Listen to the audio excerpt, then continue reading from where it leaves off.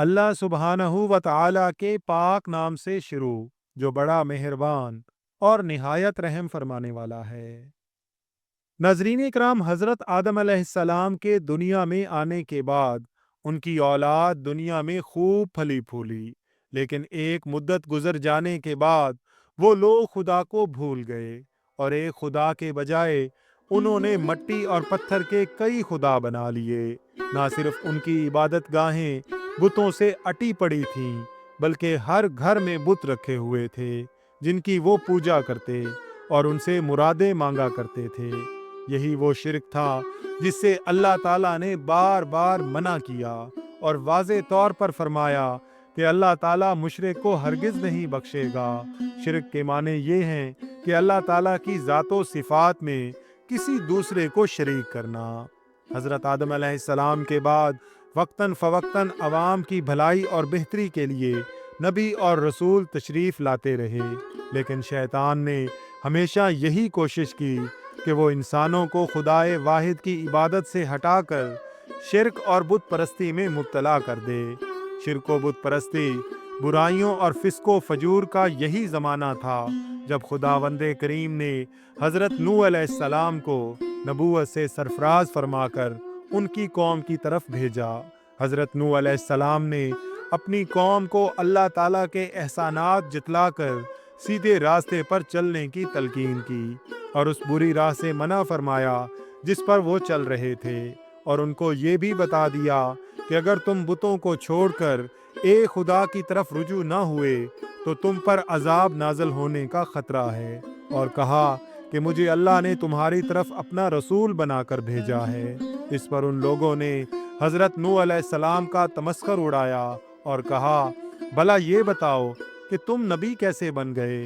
तुम तो हमारे जैसे गोश्त पोस्त के बने हुए हो और हम में ही पैदा हुए हो। तुम में ऐसी कौन सी चीज़ है जिससे हम तुम्हें नबी समझें? और अगर खुदा को नबी ही भेजना था तो वो किसी फरिश्ते को नबी बनाकर भेज देता। हज़रत नूह अलैहिस्सलाम ने अपनी कौम को अल्लाह के एहसानात जतलाए और कहा कि क्या तुम नहीं देखते कि अल्लाह ने तुम्हारे लिए चांद और सूरज बनाए जो तुमको रोशनी देते हैं, और तुम्हारे चलने फिरने के लिए ज़मीन को फर्श बना दिया और तुमको दुनिया की नेमतों से माला माल कर रखा है। तुमको चाहिए कि इन बेकार बुतों की परस्तिश छोड़कर एक खुदा की इबादत करो, और मैं तुमसे इसकी कोई उजरत नहीं मांगता, तुम्हारी ही भलाई के लिए तुमको नसीहत करता हूँ। हज़रत नूह अलैहिस्सलाम ने कोई 950 साल तक अपनी कौम में वाज़ व तबलीग की और कोशिश की कि वो खुदाए वाहिद के सच्चे परस्तार बन जाएं, मगर उन पर कोई असर ना हुआ, बल्कि पैगंबर नूह वाज फरमाते तो उनको मजाक में उड़ा देते, कानों में उंगलियां ठोंस लेते ताकि उनकी आवाज़ कानों में न पहुंच जाए। सिर्फ चंद लोग थे जो आप पर ईमान लाए।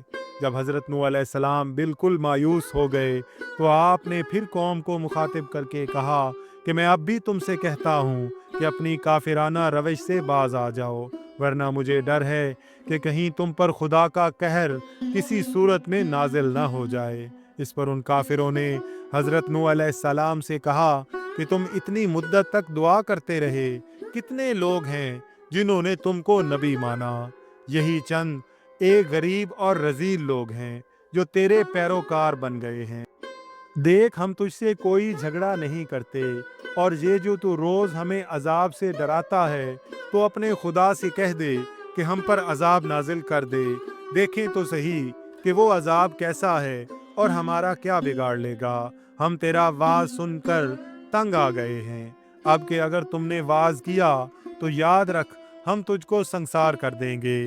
तू कोई दीवाना मालूम होता है। कौम की ये सरकशी और नाफरमानी देखकर हज़रत नूह अलैहिस्सलाम ने अपने रब को पुकारा कि अल्लाह, मैं तो इस कौम से तंग आ गया हूँ, अब तू ही इनसे बदला ले। खुदावंद ताला ने नूह अलैहिस्सलाम को हुक्म दिया कि एक कश्ती बनाओ, और ये भी हुक्म दे दिया कि देखना, अब किसी की सिफारिश न करना, अब इन पर ज़रूर अजाब नाजिल हो के रहेगा। नूह अलैहिस्सलाम खुदा के हुक्म के मुताबिक कश्ती बनाने में लग गए।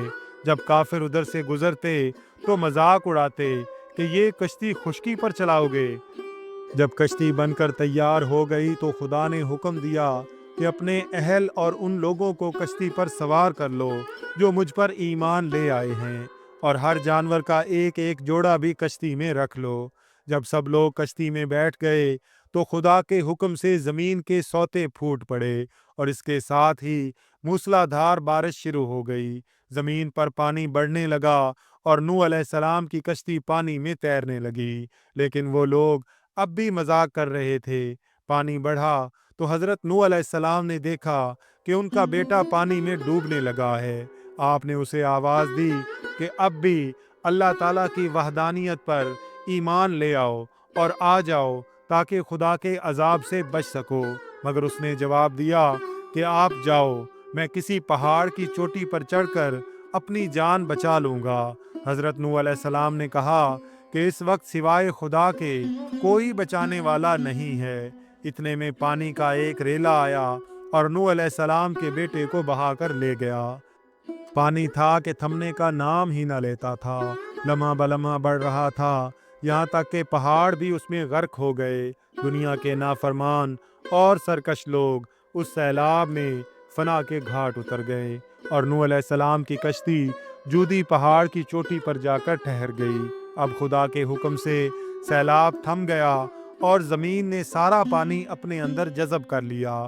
قدرے سکون میسر آیا تو نوح علیہ السلام نے اللہ تعالیٰ سے عرض کی کہ اے اللہ، تو نے وعدہ کیا تھا کہ تیرے اہل کو اس عذاب سے بچا لوں گا، مگر میرا بیٹا اس میں ڈوب گیا، حالانکہ وہ میرے اہل سے تھا۔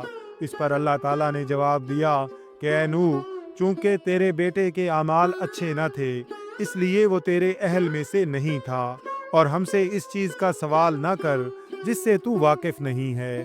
اس پر حضرت نوح علیہ السلام نے گڑ گڑا کر بارگاہ خداوندی میں توبہ و استغفار کیا۔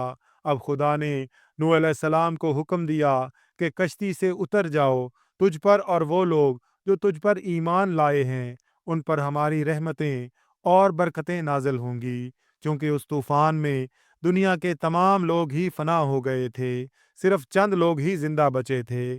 اس لیے حضرت نوح علیہ السلام کو آدم ثانی بھی کہا جاتا ہے۔ انہی کی اولاد اس وقت دنیا میں آباد ہے۔ ناظرین اکرام، ویڈیو پسند آئی ہو تو اس کا اظہار کمنٹس میں ضرور کیجیے گا۔ اللہ تعالیٰ سے دعا ہے کہ اللہ تعالیٰ ہم سب کا حامی و ناصر ہو۔ آمین یا رب العالمین۔